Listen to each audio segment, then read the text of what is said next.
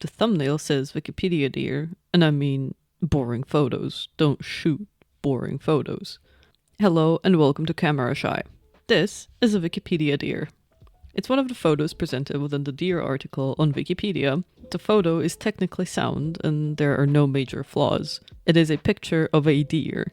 The intention of the photo was to present a deer. This is a successful photo that satisfied the given parameter. Is it boring? Yes. Does it do the job of introducing a visual explanation of a deer? Also yes. It is almost clinical, but we get to see a deer as it is. There is little artistic intent behind the photo. It is essentially and spiritually a snapshot. There was no setup, no forethought on composition or light or shadows or anything like that. It's a snapshot. I'm not dissing it, it's a perfectly good snapshot and it does fulfill its purpose. To explain the difference between a snapshot and a photograph with intent behind it, we will be going through Frosty's deer photos and analyzing them. Frosty is very new at photography and she has graciously agreed to let me showcase her photos as examples of what to do and what to avoid. So huge shout out to her, check her portfolio here, link down below. While you're there, might as well subscribe, tell me your thoughts. Here are a few photos of deer that Frosty does not like, by her own admission. When asked why, she doesn't really have a straight answer, besides that they look somehow odd. She wouldn't have showed them to me if I didn't ask for them.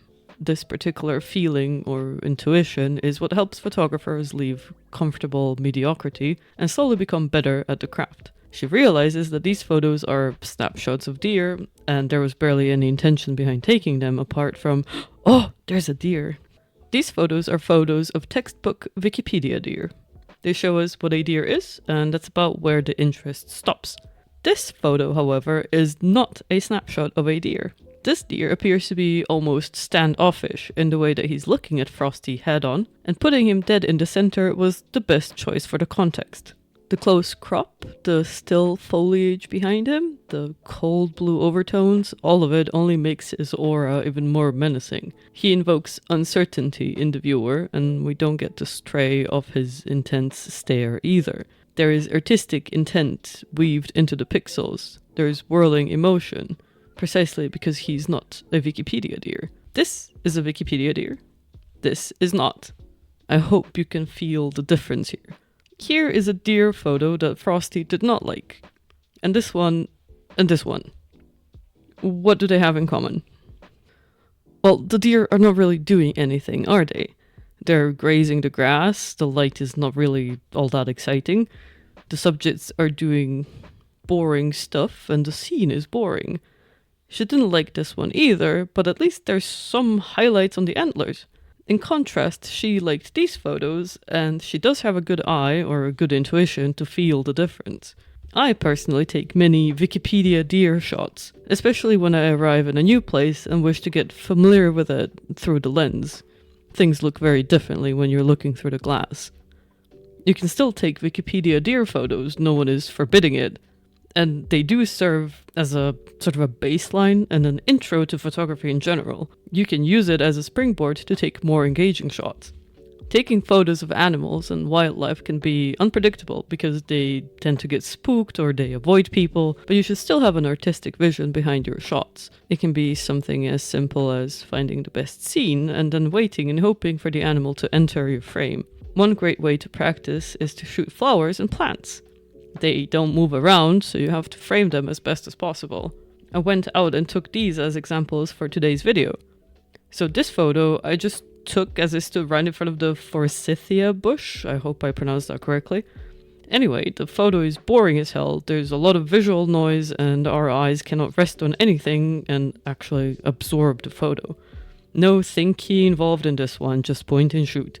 For this one, I waited for a minute until the sun came out again and went around the bush to try and find a decent composition.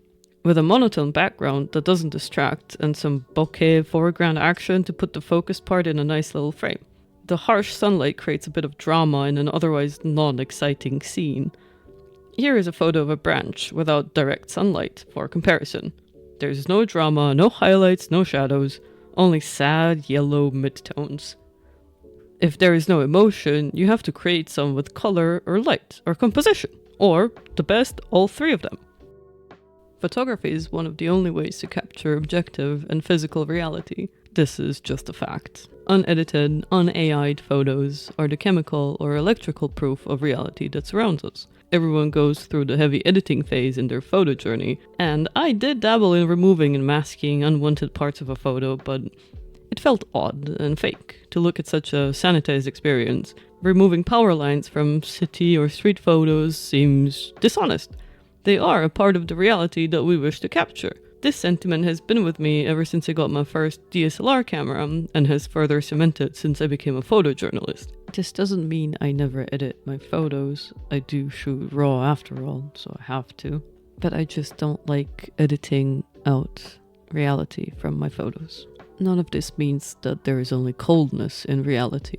It is often monotonous and kinda dull, especially in adulthood, but it is our unspoken duty as photographers and creatives to find artistic value in everything around us. A life spark of creativity and emotion exists even in the most mundane places on Earth. Keep going, keep shooting, and you will become better. Photography is a craft that needs to be learned and practiced. But, however, it's not about having hundreds of photos of Wikipedia, dear.